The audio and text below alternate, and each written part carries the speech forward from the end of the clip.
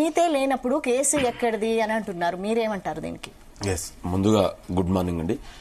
G news ప్రేక్షకులకు, మీకు అదేవిధంగా కోపాంక్షలందరికీ నమస్కారం. ఇవాళ కాంగ్రెస్ ప్రజాప్రభుత్వం గౌరవనీయ ముఖ్యమంత్రి రేవంత్ రెడ్డి గారి ఆధ్వర్యంలో ఇవాళ అభివృద్ధి సంక్షేమమే ధ్యేయంగా నిరంతరం ప్రజలకు అందుబాటులో ఉండి ఇవాళ సెక్రటరీ నుంచి పరిపాలన జరుగుతున్నటువంటి సందర్భం మనకు కనబడుతుంది. అదేవిధంగా ఇవాళ ప్రజాస్వామ్యంలో బాధ్యతగా ఉండవలసినటువంటి అవసరం, బాధ్యత కూడా మా ప్రభుత్వం పైన ఉంది. ఇవాళ గత 10 ఏళ్లుగా టీఆర్ఎస్ ప్రభుత్వంలో ప్రత్యేకించి కేటీఆర్ కల్వకుంట్ల కుటుంబం చేసినటువంటి అవినీతి అక్రమాలని జ్యుడిషియల్ ఎంక్వైరీ చేస్తాను ఆనాడు యాజ్ ఎ మేనిఫెస్టో కమిటీ మెంబర్గా మేము మేనిఫెస్టోలో పెట్టడం జరిగింది.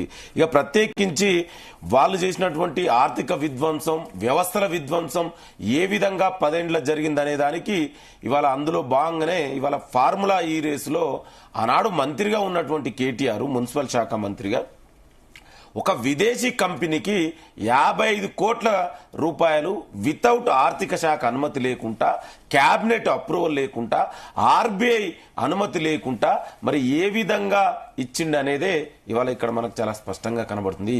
ఇవాళ దీని మీద ఇవాళ మొన్ననే ఏసీబీ కూడా కేసు నమోదు చేయడం జరిగింది. ఇవాళ ఈడీ కూడా ఎంక్వైరీ చేస్తుంది. ఇవాళ కేటీఆరే కదా నన్ను అరెస్ట్ చేసుకో, నాకు భయమే లేదన్న వ్యక్తి మరి కోర్టుకి ఎందుకు పోయిండండి? అంటే నువ్వు అవినీతి చేసినావు. ఇవాళ చాలా స్పష్టంగా కనబడుతుంది. అప్పుడున్నటువంటి మున్సిపల్ శాఖ కమిషనర్ అరవింద్ కుమార్ గారు చాలా స్పష్టంగా చెప్పారు, కేటీఆర్ ఓరల్ అనుమతితో ఉంటే మేము 55 కోట్ల రూపాయలు విదేశీ కంపెనీకి ఇచ్చామని. ఆనాడు స్టేట్ గవర్నమెంట్ ఒక ఫెసిలిటేటర్ మాత్రమే, ఇట్స్ నాట్ ఎన్ స్పాన్సర్ కాదండి. ఆ హెచ్ఎండి నిధులని 55 కోట్లు పంపించారు విదేశీ కంపెనీకి.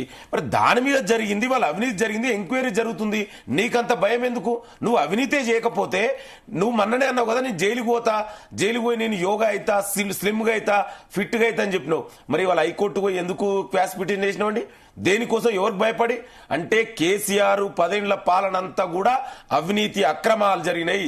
ఇవాళ దాంట్లో ఒక్కొక్కటిగా ఇవాళ బయటకు వస్తున్నాయి. ఇవాళ మీరు చూడండి, కాళేశ్వరంలో అవినీతి, చేపల స్కాము, గొర్రెల స్కాము, విద్యుత్ కొనుగోలు, land mafia, sand mafia, liquor scam, చివరకు టెలిఫోన్ ట్యాపింగ్. అంటే కాదేది అనర్హం అవినీతికి కేసీఆర్ 10 ఏళ్ల పాలన అన్నట్టుగా ఇవాళ ఏవి డిపార్ట్మెంట్ చూసినా అందులో అవినీతి అక్రమాలు జరిగినాయి. ఇవాళ ఒక్కొక్కటిగా బయటకు వస్తున్నాయి. దాన్ని డైవర్ట్ చేయడం కోసమే ఇవాళ కేటీఆర్, కవిత మధ్యలో జరుగుతున్నటువంటి ఆధిపత్య పోరులో ఏది పడితే అది మాట్లాడుతుండు. ఇవాళ అధికారం కోల్పోయిన తర్వాత కేటీఆర్ ఒక ఫ్రస్ట్రేషన్ లో ఉన్నారు. ఒక సైకలాజికల్ డిజార్డర్ తోటి, ఒక పవర్ హంగ్రీ తోటి ఇవాళ కేటీఆర్ బాధపడుతుండ్రు. ఆ ఫ్రస్ట్రేషన్ లో ఏది పడితే అది మాట్లాడు. కేటీఆర్ అవినీతి చేసిండు, డెఫినెట్ కూడా కేటీఆర్ జైలు పోవడం ఖాయం. దీని నుంచి డైవర్ట్ చేయడం కోసం మళ్ళా సెంటిమెంట్ రాజకీయాలకు ఇవాళ కేటీఆర్ తెరలేసిండు. ఏది పడితే అదే ఇష్టం వచ్చినట్టు మాట్లాడుతుండు. ఏదేమైనా ఇవాళ ఎంక్వైరీ జరుగుతుంది.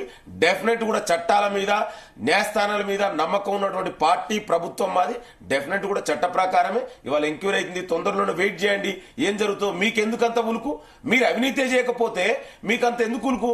ఎందుకు కోర్టు కోసం హైకోర్టు పోయి ఎందుకు క్యాష్ పిటిషన్ వేసిరండి? ఇవాళ ఆ రోజు చెప్పిండు కదా, మరి ఇదే బీఆర్ఎస్ ఆఫీస్ లో పెట్టుకుని నన్ను అరెస్ట్ చేయని చెప్పిన వ్యక్తి ఇమ్మీడియట్లీ ఇవాళ భయపడిపోయింది. అంటే ఎన్ని చేసినా కూడా కేటీఆర్ తప్పించుకోలేడు. అవినీతి అనేది చాలా స్పష్టంగా జరిగింది.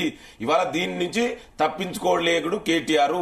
ఇవాళ కవిత కూడా కొత్త రాగం ఎత్తుకురు. వాళ్ళు మళ్ళా కల్వకుంట్ల కుటుంబం ఈ అవినీతి అక్రమాలు బయటపడుతుంటే దీన్ని డైవర్ట్ చేయడం కోసమే వాళ్ళు రోజుకు ఒక మాట మాట్లాడుతారు. ఇవాళ చూసాం మన బీసీలు.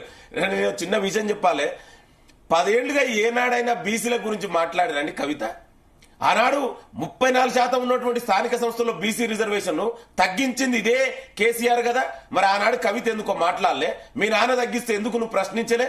ఇవాళ స్థానిక సంస్థలో బీసీలకు అన్యాయం జరిగింది కదా, దాని గురించి ఏనాడైనా మాట్లాడినవా? ఇవాళ పక్క రాష్ట్రాలలో, మహారాష్ట్రలో, తమిళ